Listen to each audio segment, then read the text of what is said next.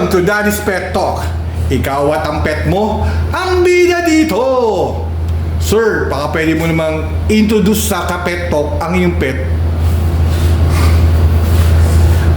Ako si Simon Berber, taga Quezon City, at ito ang aking pet na si Cremo, na isa siyang male Shih Tzu na almost 4 years na sa aming pangangalaga.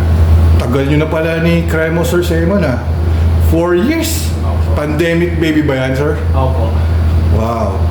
Sir, paano ba kayo pinagtagpo ni Simon? Kumbaga sa tadhana, paano kayo pinagtagdana?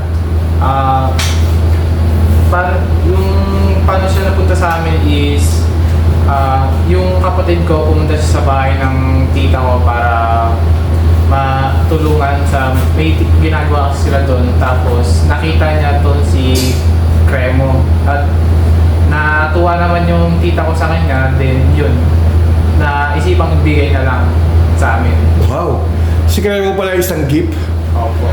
ng tita mo, bali relatives.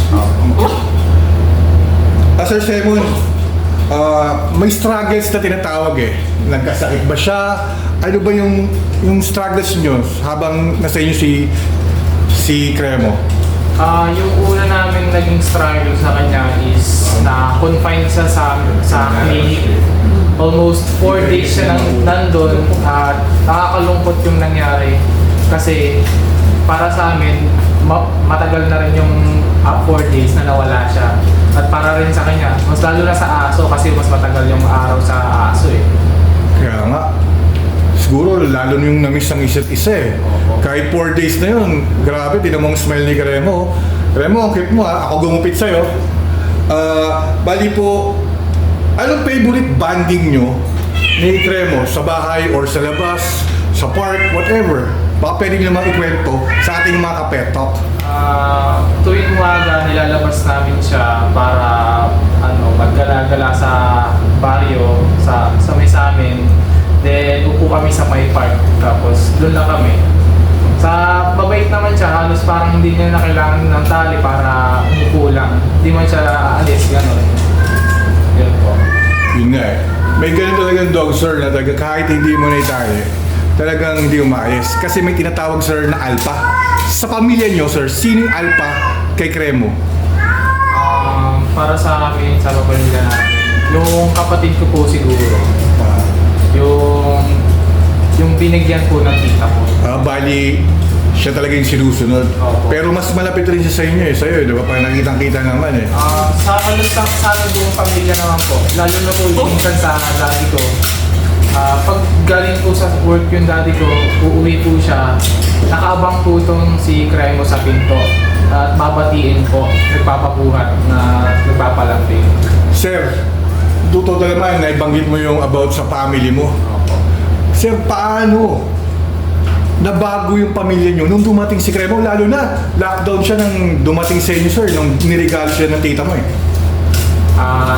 Nabago niya yung pamilya namin kasi during pandemic, lockdown, medyo ang hirap rin ng buhay. And si Cremo yung nagbibigay saya sa loob ng bahay namin. Siya talaga yung kumbaga, siya yung nagbaban sa inyo Opo. Kasi iba talaga sa akin pag may pet, ako rin, marami ako rin ng pet. Pag may pet kasi, ang utak niyan po talaga parang batang 2 years old to 9 years old Nakakaintindi yan Talagang playful pa sila. Diba? Ikaw, sir, bali sa tingin mo, di ba, total lang, 4 years na sa inyo si Cremo. Kasi may mga gusto mag-alaga ng pet lalo yung mga ka-pet talk natin. Ano bang pwede mong i-advise sa kanila? Lalo pag mga first timer mag-alaga ng pet. Ang advice ko lang sa mga first time pet owners is kailangan kayong maging financially ready at palagi kayong may oras sa kanila. Kasi may times na kailangan din nila ng attention nyo at lalo na pag nagkasakit sila, kailangan din nila ng gamot na parang tao. Kailangan din nila ng attention. Bali sir, sa pagising nyo ng umaga, ano yung routine ni Cremo na ginagawa? Ang routine niya is mag-aaya siya lumabas, tapos mag-aaya siya lumabas, then tatambay sa park, gano'n. Tapos uuwi na lang ulit sa bahay. Tapos yung madalas niyang ginagawa sa bahay, upo lang siya sa may ilalim ng upuan, gano'n lang, pahiga-higa lang. Tapos pag minsan, tatapat siya sa electric fan pag naiinit siya. Yun rin. Yun sir, mas maganda po yung sinabi nyo na para at least alam rin naman ng mga kapetok natin, na mga first timer din, na ano yung mga routine nilang dapat gawin, dapat ilalabas talaga sila. Hanggat maaari, walking sila para may stretch pa yung muscles nila. Kasi lalo na isa sa bonding rin yun. Yun ang kailangan talaga ng mga pets para at least alam rin po sir ng mga kapetok natin, na mga first timer. Sir, eto sir, bali sa pagkain, may special ba si Cremo na pagkain na inihain nyo bukod sa mga dog food po? Ang special ng kinakain, sobra kasing arte nito eh. Napipilitan lang siya madalas sa dog food, sa mga pellets, gano'n. Pero ang mas prefer niya talaga na madalas is chicken or chicken liver. Pero kinakain niya rin naman yung mga dog food na wet food. Pero paborito niya pa talaga yung chicken. Talagang kayo na mismo ng nagluluto ng gano'n? Balin laga lang po ba yun or lalagyan po ng salt or what? Ang mga As in plain lang? po kasi ng mga doctors na nakilala namin is wag daw po lagyan ng kahit anong condiments. Kahit tubig lang po okay na daw po. Kasi pag daw po nilagyan siya ng asin, may tendency po siyang magkaroon ng pato. Correct. Kasi sir, lalo na nagtitinda tayo dito ng mga dog food. May mga nakikita talaga ako na maalat talaga eh. Kasi may alaga rin ako rito, nasasampulan, talagang nahirapan silang umihi eh. Kumusta mga fur parents? Naghahanap ka ba ng mga quality na daily supply o needs ng mga fur babies nyo? Kami nang bahala sa inyo dahil nandito na ang Daddy's Pet para sa mga fur babies nyo. Ang pinaka-quality at pinaka-affordable pet supplies and services in town. We offer all kinds of pet supplies and all kinds of services like pet grooming, pet boarding, pet rehoming, and many more. And of course, andyan na rin ang pet gifts for your special someone. Hatid rin namin ang mga mababait na staff para sa mga fur babies nyo, kaya naman we ensure na safe at comfortable ang mga fur babies nyo. So what are you waiting for, mga ka-fur parents? Daddy's Pet. Affordable na presyo para sa mataas na standard na serbisyo. Visit us now. Pag being responsible, kalakip na natin yun eh. Diba sir? Bali, ano pag gusto mong sa mga talagang nagnanais magkape?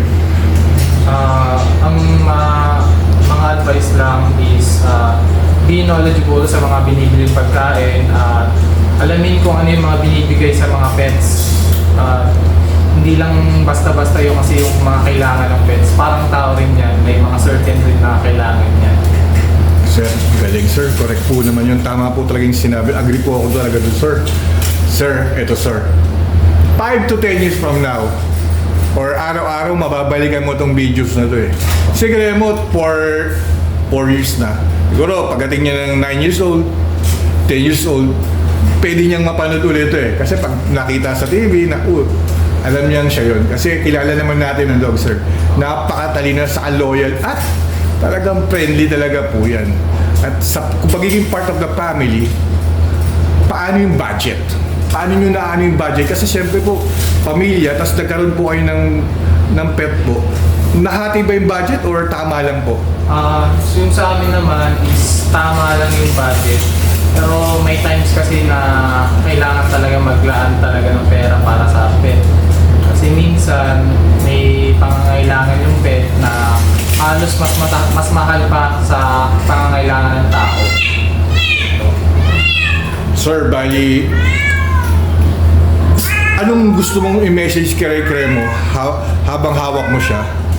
Para at least, pag pinanood mo to sa 10 years, mangingiti ka. Talaga kasing, ito yung isang memory na talagang matatago natin ito kasi dadating sir sa Facebook or sa YouTube natin to. Sir, ano pang pwede mong sabihin kay Kremo? Sana maging friendly lang siya palagi, and palagi siyang maging healthy at palagi siyang kumain ng binibigay namin. Yun po.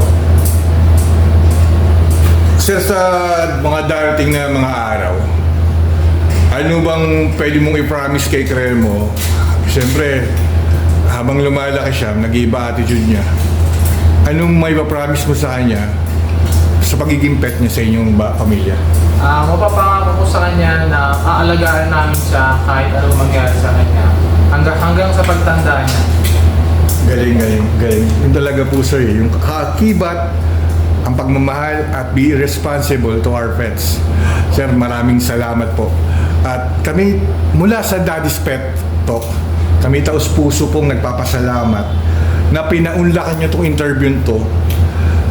Talagang kami po taas kamay sa pagmamahal niyo kay Kremo. Muli sir, maraming salamat po. Dahil dito sa Daddy's Pet Talk, ikaw at ang pet mo ang bida. Maraming salamat sir. Sir Simon, Godspeed always po. Thank you sir.